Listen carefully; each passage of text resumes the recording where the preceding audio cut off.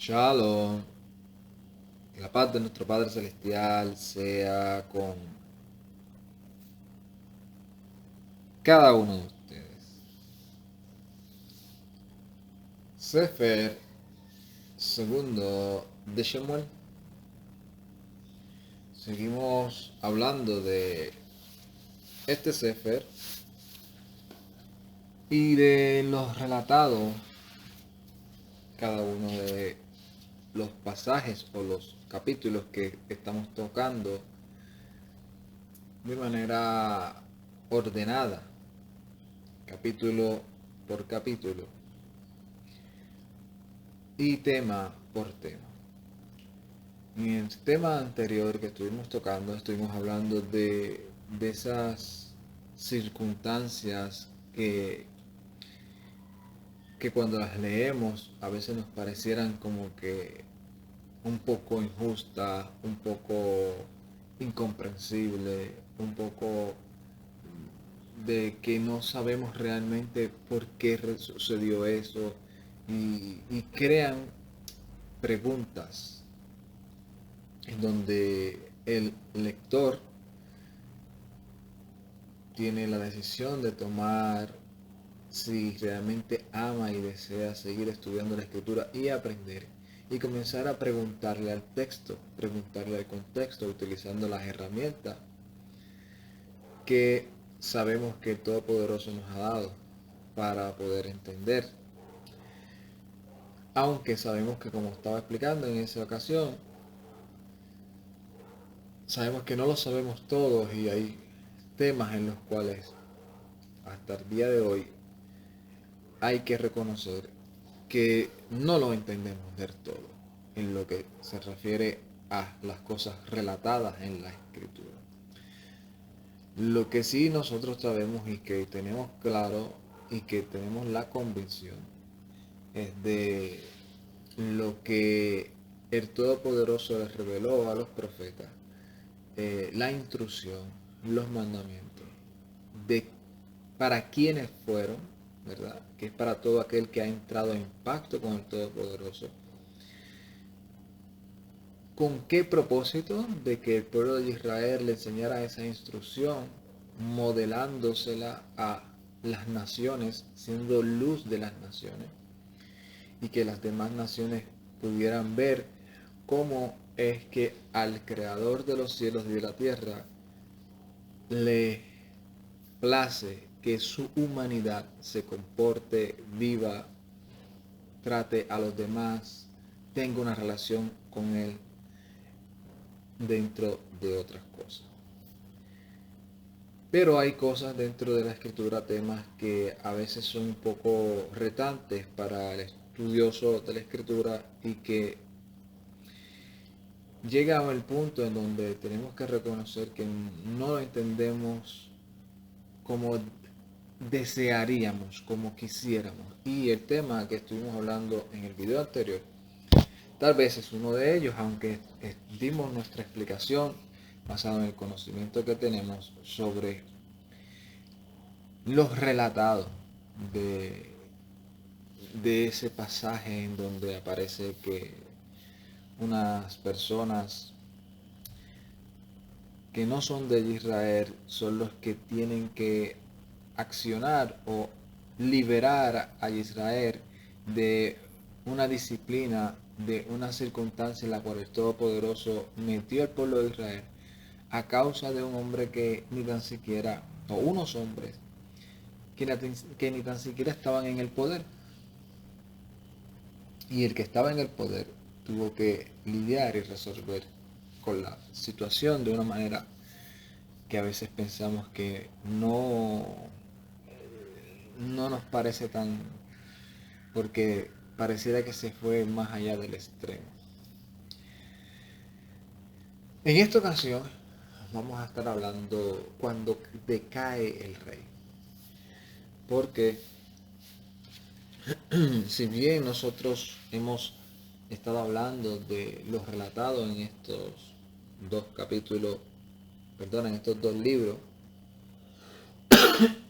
perdona, en estos dos libros de los Sefer primero y segundo de Shemuel,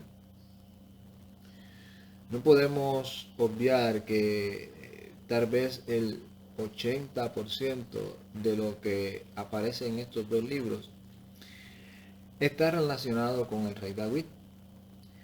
Está relacionado con su comienzo, con su desarrollo, con sus persecuciones, con su victoria o triunfo, con su crecimiento, con su coronación, con sus triunfos, con su unificación de las tribus, con su establecimiento, con todas esas cosas, pero también con sus errores, y ahora vemos con su decadencia física dentro de lo que conocemos como las batallas. Y trataremos de explicar un poco eso y de sacar alguna enseñanza para nuestra vida. Una enseñanza que nosotros podamos mirarnos en una situación similar a la que tuvo el rey y qué fue lo que sucedió y cómo aprender de ello. ¿Por qué? Porque yo creo que hay veces que nosotros llegamos al punto como seres humanos que pensamos que ya nosotros, por las batallas que hemos ganado, por las madurez que hayamos tenido, por la experiencia que hayamos vivido, pensamos que ya no hay nada ni nadie que pueda hacernos frente. Podemos llegar a pensar que nosotros somos los grandes líderes y no necesitamos que nadie nos diga qué tenemos que hacer, qué nosotros podemos decidir. Nadie me tiene que ayudar. Yo puedo solo. Y la vida, como decimos, es una frase, ¿verdad? A veces se encarga de demostrarnos lo contrario. Que nuestra fuerza proviene del Todopoderoso y que por más logros que hayamos tenido, no significa que no necesitemos de los demás.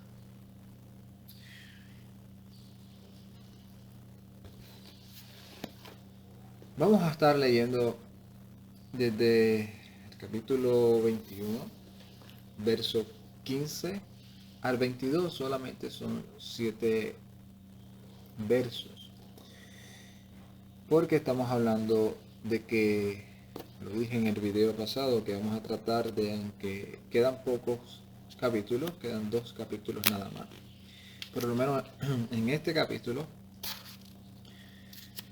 del capítulo 21, se divide en 2 temas, en el tema que estuvimos hablando en el video pasado y en este tema, que es el tema en donde el autor relata una circunstancia embarazosa en la cual se encontró el dulce cantor de Israel, el rey de Israel, aquel que mataba a sus 10,000, aquel que fue el que liberó al pueblo de Israel, aquel que, a pesar de que se levantaron aún dentro de su misma casa contra él, él sigue siendo el rey y sigue levantando su corona y triunfando, y nadie ha podido hacerle frente.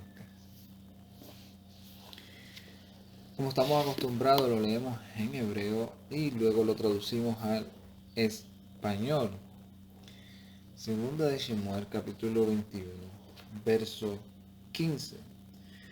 Dice, Vathi ot nilhama lefelishtim et Israel. Y hubo aún una batalla o una guerra para los filisteos contra Israel. Vayered David Ve'abdi Imo. Y bajó David y sus siervos con él. Veyilahmo et Filistín. Y lucharon contra él los filistín o los filisteos. Veyaaf David. Y se fatigó David. La palabra que aparece aquí es Veyaaf, que viene de la palabra af o of, que literalmente significa voló. Pero, basado en el contexto, también se puede traducir como y se cansó, o se fatigó, o desmayó. Y dentro de esa batalla, David estuvo batallando y se cansó. Y aquí hay algo que hay que aclarar dentro de relato, ¿verdad? Porque a simple vista, cuando leemos esto, pareciera que sucedió una escena que, por lo menos en mi caso personal, en, en las veces que lo he leído, a veces como que he tenido esa escena de que haya sucedido de esta manera. Vamos a leer y lo vamos a explicar ahora. Dice, Vayashbu veno asher veli di harpa o arfa u mishkil que no shelosh meot mashkil nehoshet y Ishbibeno que descendía de los gigantes con un peso de una lanza de 300 pesos de bronce, Beyahu Hanod Hadashah Vayomer Lehakor et David. Y iba ciñendo una nueva y dijo para matar a David. Veyatzar lo Abishai ben Sarvia Vayech o Vayech et Hafilistín Veyimahu y le ayudó Abishai, hijo de Sarvia, e hirió al filistín y lo mató. Cuando nosotros vemos esta escena, nosotros por lo menos pensamos, por lo menos en mi caso personal, yo pensé las primeras veces que leí esto, que David se estaba peleando con un gigante y el gigante estaba a punto de matarlo, de quitarle la vida y Abishai vino y lo ayudó.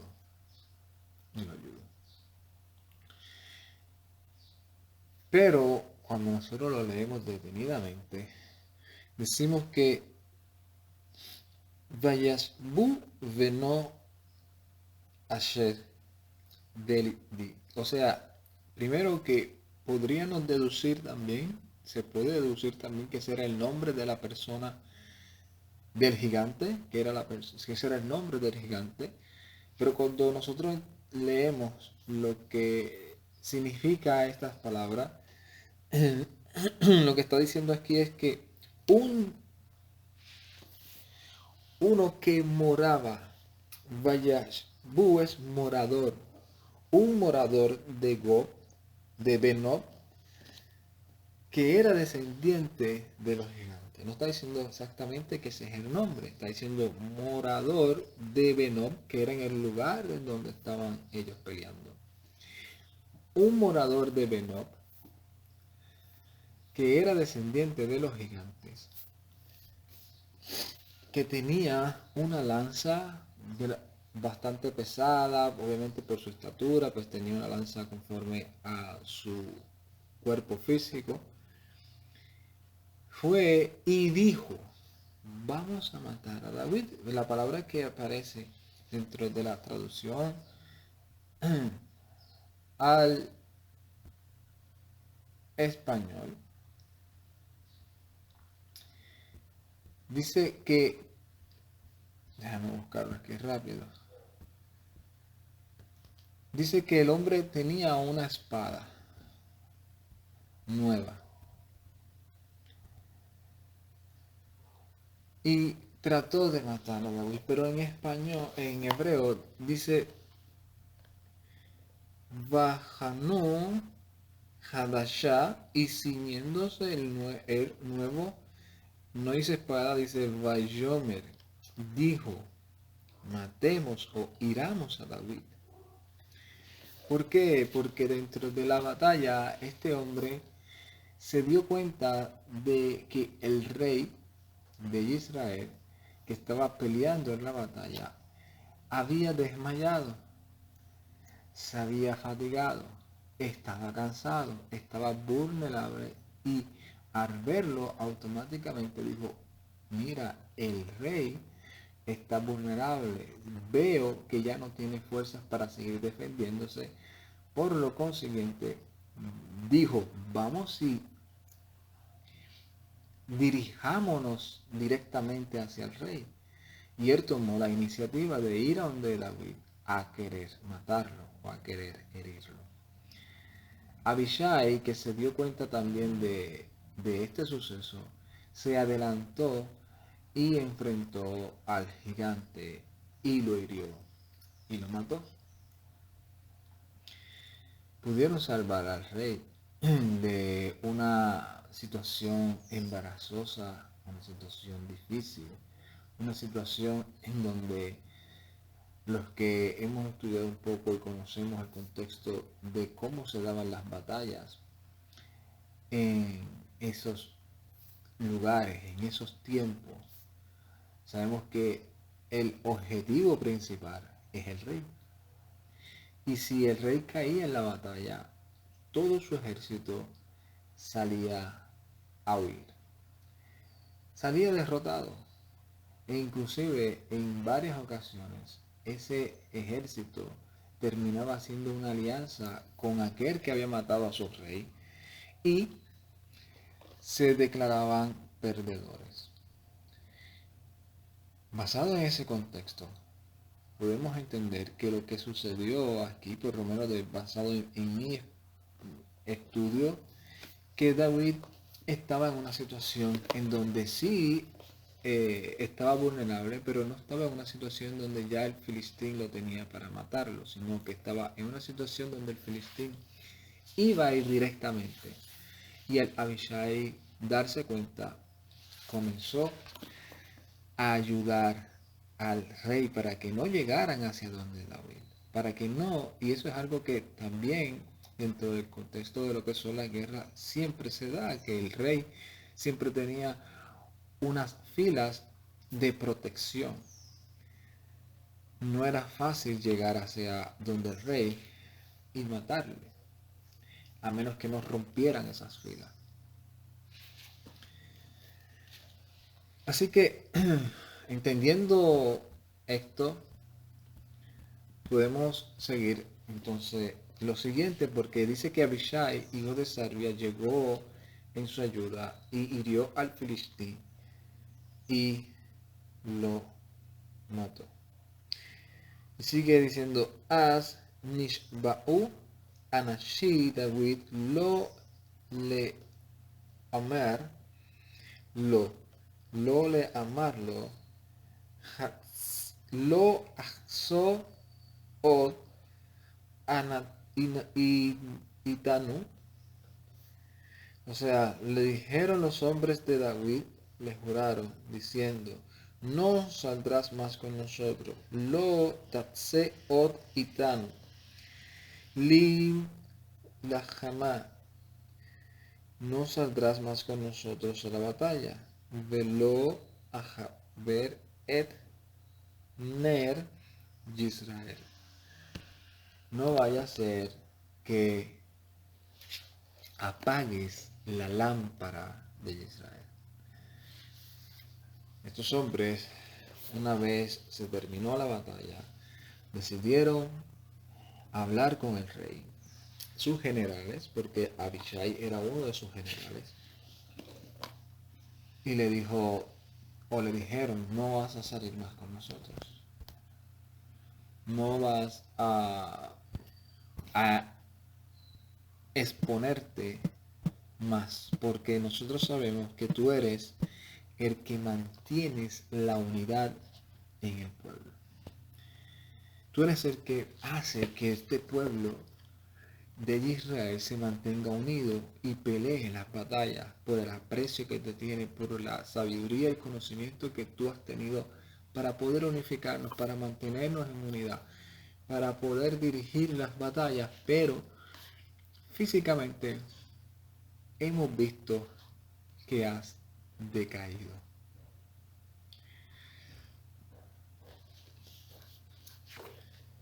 ¿Cómo nosotros podemos seguir analizando esto de manera que sigamos aprendiendo en nuestro contexto actual?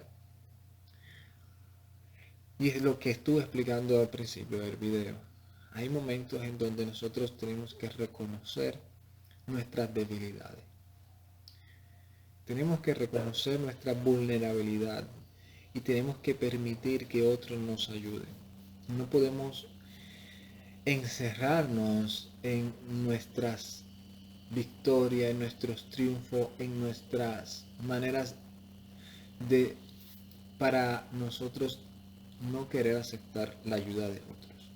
O nosotros exponernos a circunstancias en donde sabemos que no o que ya no son momentos para nosotros estar en esas circunstancias. Y esto fue lo que yo creo que una de las cosas que David se dio cuenta en esta experiencia.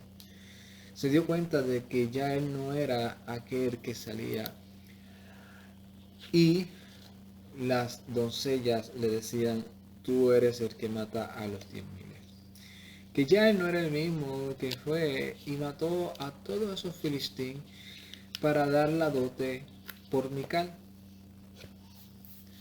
Que ya él no era el mismo que salía mientras estaba en Filistea, en territorio de los filisteos, que ya no era el mismo que iba y hacía sus misiones y regresaba como si nada.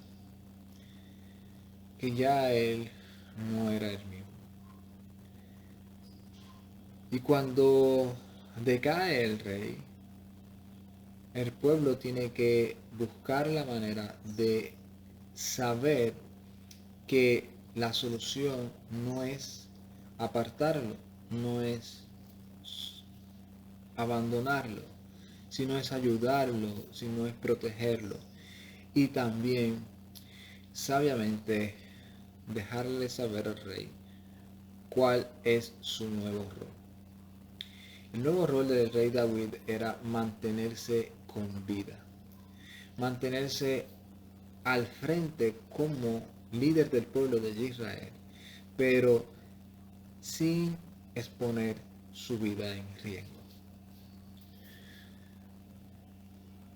Por encima de todas esas cosas, el mismo autor sigue diciendo que a estos gigantes, porque fueron 4 gigantes o 4 personas de grande altura que mataron los siervos de David, el autor relata y dice que estos 4 gigantes cayeron por mano de David, que era la cabeza, el que dirigía y el que planeaba en dónde se va a parar el ejército, juntamente con sus generales, en dónde se va a parar el ejército, cuándo atacar, cuándo no atacar, qué emboscada van a hacer. Y por eso sigo diciendo, estos 4 gigantes cayeron por mano de David y por mano de sus siervos. Y esto aparece en el capítulo 21, en el verso 22. Dice, Et Arbaat Ele Yelado Leharpa, y estos cuatro de estos descendientes de los gigantes de Gad, Begad, Uberaflo cayeron, Bellad por mano, David, Bebayat Abdo, por mano de David y por mano de sus siervos. Esa es la importancia de entender cuando decae el rey. Porque estos siervos se mantuvieron al lado de David. Y a veces uno puede ver todas estas circunstancias dentro de la vida del ser humano cuando uno empieza a decaer. Las personas, en vez de ponerse en empatía con uno, empiezan a alejarse, empiezan a que ya yo no puedo sacar el mismo provecho tuyo. Ya tú no me puedes ayudar como me ayudabas antes. Ya tú no puedes, ya, ya tú no me eres útil. En vez de decir, ya tú ahora vamos a utilizar tu sabiduría, tu conocimiento, tu experiencia para que sea útil en otras áreas. Yo creo que eso es una de las enseñanzas que yo por lo menos me llevo, porque aun cuando nosotros hablamos de nuestra familia, de nuestros padres, a veces pensamos que porque ellos están decayendo, ya no son útiles para nosotros. Ya no tienen una utilidad en nuestra vida. A veces pensamos que cuando alguien que antes era el que nos resolvía, ya no nos puede resolver, ya como que hemos dejado ya de ser tan empático con ellos. Y esto por lo menos a mí me ayuda y me enseña a que el honrar las canas, el honrar a las personas que por una u otra manera, aún siendo jóvenes, pero que en su vida han decaído tal vez espiritualmente o en otras circunstancias, nosotros tenemos que seguir siendo solidarios con ellos. Porque una cosa es una persona que se aparte a conciencia o que caiga a conciencia y le importe poco estar pecando, le importe poco seguir su vida y no quiere ser ayudado. Y otra cosa es una persona que reconozca que está vulnerable, que, que hay gigantes que lo están amenazando, pero que hay gente que está alrededor de ellos que van a batallar juntamente con él hasta vencer a los gigantes, que los podemos poner como un símbolo de pruebas, dificultades, circunstancias que el ser humano pasamos, porque todos estamos expuestos a pasar por circunstancias difíciles. Así que anhelo y deseo que nosotros podamos seguir siendo solidarios con todas esas personas y más en estos tiempos en los que estamos viviendo, en donde lamentablemente hay muchas personas que están aislados, que no tiene quien los visite, que se sienten que ya no son útiles en la vida, que se sienten que ya no pueden por nada del mundo, se sienten más una carga hacia la sociedad, hacia su familia, que la utilidad que realmente yo considero que ellos tienen, que es el conocimiento, que es la sabiduría, que es esas anécdotas que cuando uno presta mucha atención hay una enseñanza detrás de cada una de ellas. Así que nuestro Padre Celestial nos siga ayudando en medio de todo esto. Y aquí el rey pudo entender que él todavía podía contar con su ejército. Shalom, Ubrajá, Lecolán, paz y bendiciones a cada uno de ustedes. Ay, tate.